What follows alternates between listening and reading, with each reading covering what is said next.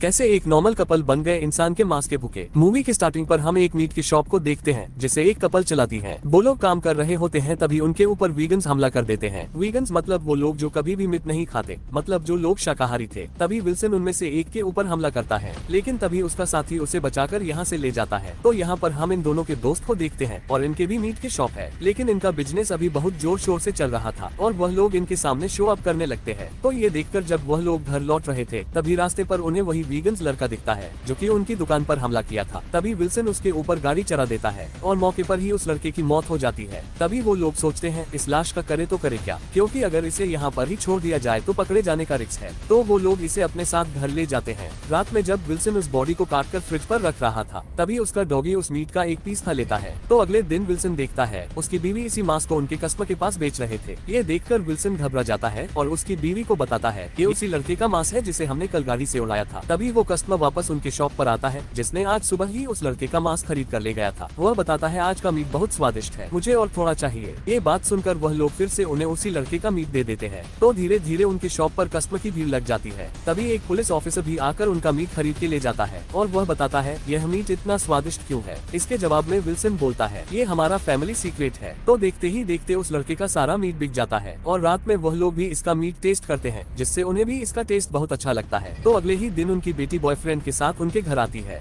Wilson की बीवी उसे एक डिश सर्व करता है, लेकिन वो इसे खाता नहीं। तभी उन्हें पता चलता है कि ये भी एक वीगन्स है, यहाँ तक कि वह उनके लाए हुए केक को भी नहीं खाता। और उनकी बेटी अब इसके साथ रहते हुए एक वीगन्स हो गई थी। अब वो दोनों मिलकर इन्हें बहुत बातें सुनाती है, एक तरह से इनकी इंसल्ट करने लगते हैं और ये सुनकर उन्हें बहुत बुरा लगता है। तो अगले दिन वह लोग उनके नए शिकार के लिए एक रेस्टोरेंट पर जाते हैं। तभी उन्हें वहाँ पर एक गोलू मोलू वेटर दिखता है और वो भी एक वीगन्स था। तो उसकी बीवी उसे बहुत फोर्स करती है उस लड़के की शिकार करने के लिए। तो वो उसे मारने उसका हथियार लेकर जाता है, पर उसे वो मार नहीं पाता।